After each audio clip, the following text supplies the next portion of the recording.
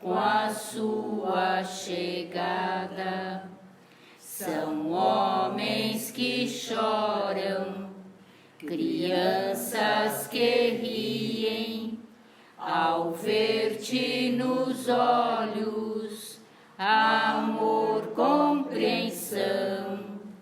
Bem-vindo, Jesus, a nossa morada, ganhamos a paz com a sua chegada. Com nossos pensamentos em Jesus, vamos agradecendo por mais dessa oportunidade de estarmos aqui reunidos para o nosso Evangelho de hoje. E assim nós vamos agradecendo a Deus nosso Pai, nosso Mestre Jesus, a nossa Mãe Maria, por dar-nos esta oportunidade de estarmos reunidos. Vamos agradecendo a nossa casa de oração, a casa da Irmã Lina, agradecendo a Irmã Lina, Caiba Schutel, Mãe Catarina, a todos os nossos mestres, a todos os nossos irmãos que nos acompanham, nossos mentores espirituais, individuais. E assim nós vamos tendo a oportunidade de estarmos cada vez melhor para conseguir acompanhar todo este caminho que viemos para fazer. E assim nós vamos agradecendo e vamos envolvendo o seu Júlio no nosso Evangelho de hoje. Que assim seja, graças a Deus. Boa noite, queridos irmãos do Centro Espírita Irmã Lina. É com imenso prazer que eu estou me dirigindo a vocês a fim de estudarmos juntos algum dos ensinamentos que nos foi dado por Jesus. Para iniciar, vamos lembrar uma poesia que diz assim: o mundo normal nos atrai. Enquanto atrai, nos distrai. E porque nos distrai, nos atrai. Se nos deixarmos atrair, ele nos destrói. Por isso é hora de despertar. Maravilha de poesia. Então vamos ver como é que nós vamos despertar. Os grandes mestres da vida nos falam que o único jeito de despertarmos para a vida é cultivando a arte de pensar. A arte de pensar é a manifestação mais sublime do ser humano. Com ela, aprendemos a nos interiorizar, a usar as dores para crescer em sabedoria, a trabalhar as perdas e frustrações com dignidade e gerenciar as emoções e os focos de tensão. Muitos homens brilharam na arte de pensar, embora em focos diferentes. Sócrates foi um questionador do mundo. Platão, um investigador das relações sociopolíticas. Hipócrates, na cura do corpo físico. Confúcio, nos exemplos de brandura. Buda, na busca interior. Moisés, na libertação do povo judeu da escravidão egípcia. Maomé, em sua peregrinação profética, foi o unificador do povo árabe. E assim muitos outros, Santo Agostinho e Francisco de Assis, que brilharam para nos dar exemplos da conduta humana. Estudando-os, pouparemos nosso precioso tempo para incorporar em nossa mente um pouco de suas sabedorias de vida. Houve um homem que viveu há 2000 anos e que superou todos os demais, pelo brilho de sua inteligência e sabedoria. Ele era dono de uma personalidade intrigante, misteriosa e fascinante. Estamos aqui para estudá-lo. Vamos estudar Jesus. Dentro de cada ser humano, nós podemos dizer que é um mapa a ser percorrido com sutilezas, momentos de alegria, períodos de sofrimento, pensamentos que transmitem tranquilidades e também ideias que causam perturbações. Esse mapa indica os deveres de cada criatura reencarnada, que nos foi traçado pelos nossos irmãos superiores a serviço do Cristo antes da nossa reencarnação. São verdadeiros enigmas que é de nossa competência descobrir esses enigmas. Por isso que nós vamos estudar Jesus. Para desvendar esses enigmas de nossas vidas, buscamos estudar os aconselhamentos de Jesus, porque ele é considerado o personagem mais complexo e completo que transitou entre nós. Foi o maior educador da história, pois transformou, em pouquíssimo tempo, homens que cheiravam a peixe em homens que exalavam o melhor perfume da inteligência humana. Uma grande parte da população terrena se diz cristã, mas desconhece a sua mensagem. Não compreende Jesus. Se conhecesse e compreendesse, não teria o mundo sido palco dessas guerras, discriminações, escravidões e violências sem fim. Nem discriminariam os seres humanos pela cor, raça, região onde nasceu, religião, status sociais, etc., etc. Investigar Jesus nos faz implodir nosso orgulho, nossa pequenez, bem como dissecar nossas mazelas, pois os pensamentos de Jesus oxigenam nossas mentes, expandem o prazer de viver e nos estimulam a viver com sabedoria. Certamente o mundo científico perdeu muito tempo por não ter estudado a sua personalidade e seus ensinamentos. A maioria dos cientistas de outrora e de hoje ainda o desconhecem. Hoje vamos nos debruçar na passagem do Evangelho citado por João no capítulo 4, itens 46 a 54. É um episódio dos mais simples que encontramos no Evangelho de João, mas contém ensinamentos sublimes, como veremos. Ele é chamado como cura à distância. Sabemos que a Galileia, onde Jesus pregava, era uma das 4 províncias da Palestina e era governada por Herodes Antipas. João nos conta que Jesus esteve 2 dias na Samária, que nós já vimos, já estudamos, e depois voltou a Galileia.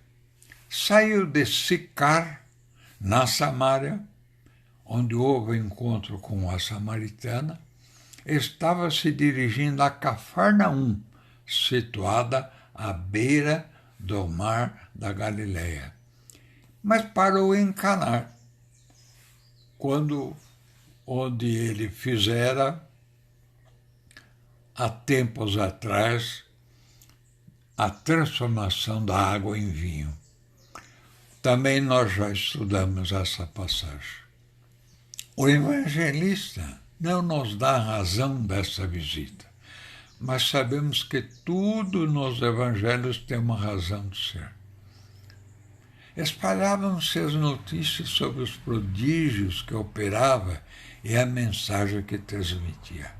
Eram tempos gloriosos, em que o céu parecia mais próximo da terra.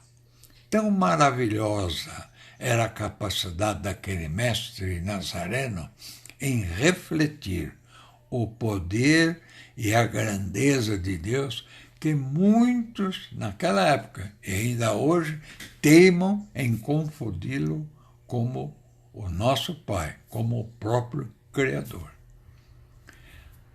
Vamos nos ater à passagem de João, que diz: Ora, ali se achava um oficial do rei, cujo filho estava doente em Cafarnaum. Esse homem, ao saber que Jesus tinha regressado à Galiléia, foi ter com ele e rogou-lhe que descesse para curar seu filho, porque seu filho estava à morte. O que é o oficial do rei? Era um palaciano, um intendente da corte de Herodes Antipas. Embora sem provas, muitos identificam esse oficial do rei como sendo Cusa, esposa de Joana, Joana de Cusa, que, como outras mulheres, acompanhavam e compreendiam Jesus. Tem uma certa lógica, porque Joana admirava muito Jesus, enquanto seu marido, Cusa, oscilava entre Moisés e os deuses de pedra romanos. O intendente morava em Cafarnaum, e sabendo que Jesus iria passar por Caná, subiu até lá, com prece e sacrifício, pois para ir a Caná, de Cafarnaum, ele devia percorrer 33 quilômetros de subida íngreme. Ele não viajava em missão oficial, apenas era um pai que, desesperado pela morte iminente do filho, suplicaria a Jesus que descesse e curasse o seu filho que estava à morte. Ao ouvir a solicitação, Jesus comentou: Se não virdes demonstrações e prodígios, de modo algum acreditais. A resposta de Jesus transparece-nos, imbuída de imensa tristeza, pois ele não viera para isso. Ele viera para ensinar o caminho da nossa libertação, da libertação da nossa alma, das impurezas que nós temos. Significativa é a observação de Jesus. Ele seria aceito pela multidão basicamente em razão das curas e não pela excelência dos seus princípios, como ainda hoje. Os evangelhos nos contam que muitos foram beneficiados, sem se ligarem à sua mensagem. Os cegos, surdos, paralíticos, endemoniados, leprosos, curados por Jesus, nenhum deles esteve presente no julgamento de Jesus para defendê-lo. Nem o ajudou na Via Cruz, como hoje. Por isso, essa passagem do Evangelho de João é intitulada curados, mas não iluminados. Na verdade, muitos são curados, mas não iluminados. Ainda hoje vemos notícias de curas milagrosas, mas funcionam como fogos de artifício. Empolgam, atraem, deslumbram, mas logo passam, sem deixar rastros. Iluminam o céu, sem grandes repercussões na terra. Aí vem o primeiro ensinamento dessa passagem evangélica. Devemos nos conscientizar e viver conforme seus ensinos, sem necessidade de exigir milagres, apenas usando o nosso raciocínio e bom senso. Vocês se lembram daquela passagem que Jesus, quando ele reapareceu aos apóstolos e que ele falou a um dos seus apóstolos: bem-aventurados os que creem e não veem. Lembra-se daquele apóstolo que, para saber se era Jesus mesmo que estava lá em carne e osso, quis enfiar o dedo nas feridas para saber se era mesmo Jesus. Continuando, o visitante angustiado reiterou: desce, Senhor, antes que meu filho morra. Trata-se de um grito angustiante de um pai que colocou em Jesus a última esperança e que Jesus salvaria o filho. A insistência do intendente revela sua convicção de que Jesus salvaria o menino. Falava em descer, porque havia um desnível de 600 metros entre Caná, nas montanhas, e Cafarnaum, à beira do lago de Nazaré, como São Paulo e Santos. O evangelista nos revela que a maioria de nós ainda está em Cafarnaum, ao nível do mar, lá embaixo, enquanto Jesus está nas alturas. Mas mesmo assim, ele tem o poder de cura à distância. Então vem o segundo ensinamento. Há um desnível vibratório muito grande entre nós e Jesus. Como intendente, nós precisamos subir, alcançar novos parâmetros vibratórios. Mas isso exigirá sacrifício, não vem à toa. Continuando para descrever a passagem, resolveu então Jesus, antes de dar saúde ao corpo do filho, curar a alma enferma do pai. É sempre assim. Jesus quer curar a nossa alma. Mas como nós exigimos que ele cure o corpo, ele vem e cura o corpo. Mas Jesus exigiu-lhe, nesta passagem, nós vemos que exigiu uma prova real de fé, ordenando categoricamente: vai, teu filho vive. Veja a expressão: vai, teu filho vive. O intendente sentiu a força daquela afirmativa, acreditou, partiu. Aquele pai teve fé em Jesus. Regressou imediatamente para casa, ansioso de ver o filho. Vem aí o terceiro ensinamento: acreditar. Jesus quase sempre nos testa para ver se nós acreditamos nele. Ainda esse intendente não chegara ao lar e já os servos vinham ao seu encontro eufóricos a dizer-lhe que o filho estava bem. Ele quis saber a que hora se dera E eles responderam: ontem, a hora 7ª, a febre o deixou. Na nossa contagem, a hora 7ª seria 13 horas, exatamente quando se dera o encontro do intendente com Jesus. Aí vem o quarto ensinamento. Como o intendente, devemos saber adquirir fé.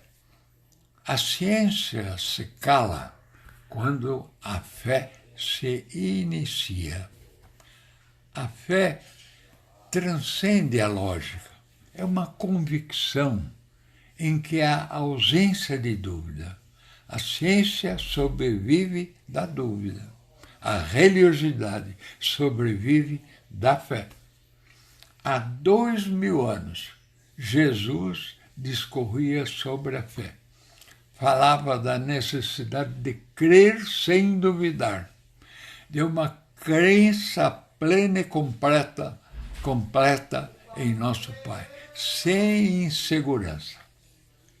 Muitos anos se passaram, outros apareceram para nos dar exemplos de fé. Há 160 anos, Kardec veio e nos esclareceu. Deveremos exercer a capacidade de pensar, refletir, raciocinar antes de crer. Somente depois virá o crer sem duvidar. Somente assim, diz Kardec, poderemos nos conscientizar da presença de Deus em tudo. É uma arte em que deveremos nos dedicar. Há pouco tempo, Emmanuel veio também nos entender a compreender essa arte. Um exemplo pertinente ao assunto de hoje, eu vou citar o que Emmanuel nos ensinou sobre um trecho da carta de Paulo aos Filipenses, no capítulo 4, item 8. Irmãos, diz Paulo, ocupai-vos com tudo o que é verdadeiro, nobre, justo, puro, amável, honroso, virtuoso, ou que de qualquer modo mereça louvor.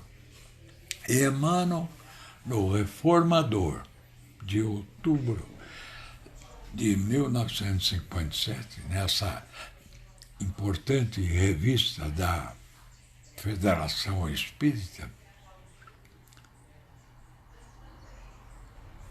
nos diz, ele comenta o seguinte: aquilo que nos ocupa o pensamento é a substância de que nos constituirá a própria vida.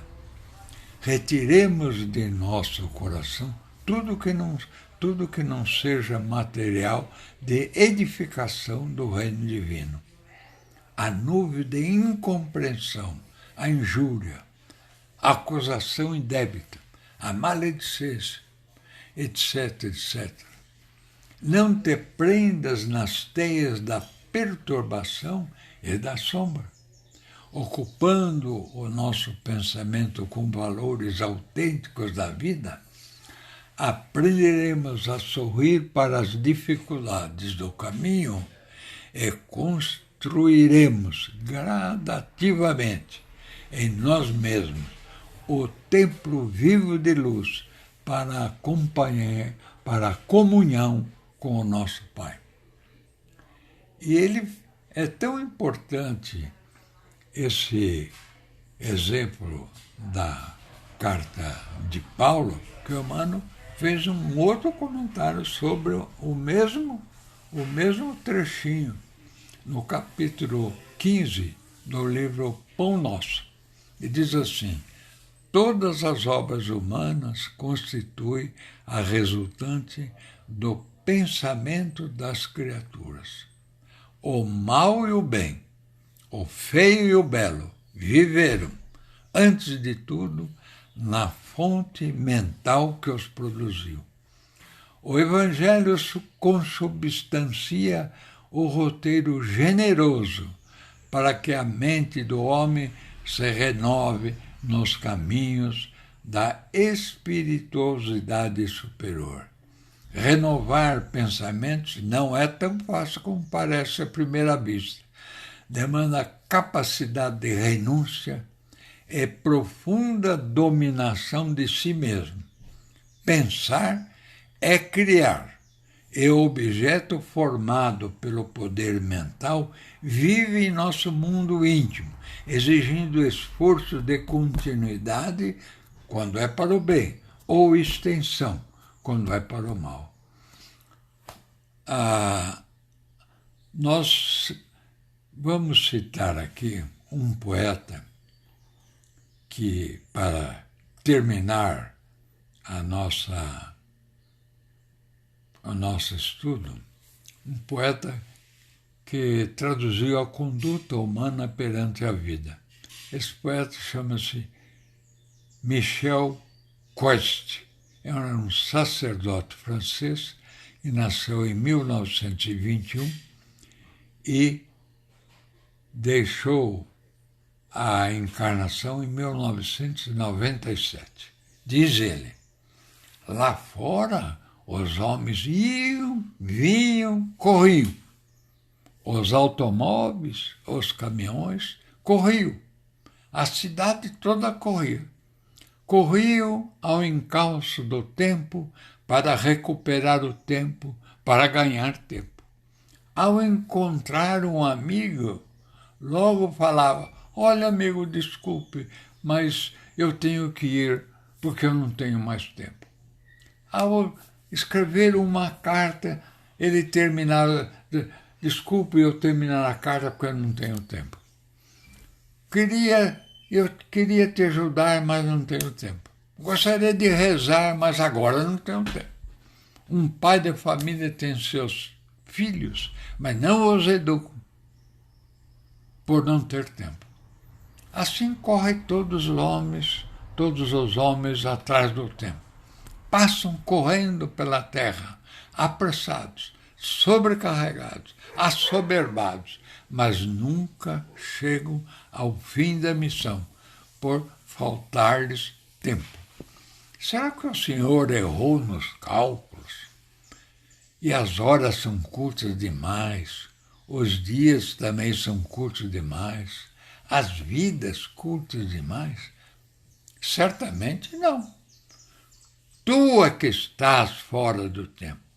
O Senhor não se engana quando distribui o tempo aos homens.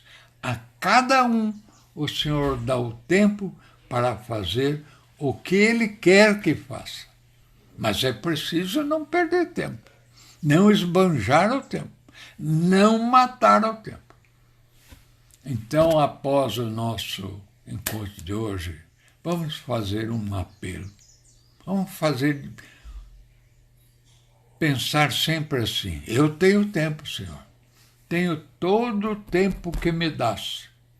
Os anos de minha vida, os dias dos meus anos, os minutos dos meus dias, para fazer a tua vontade.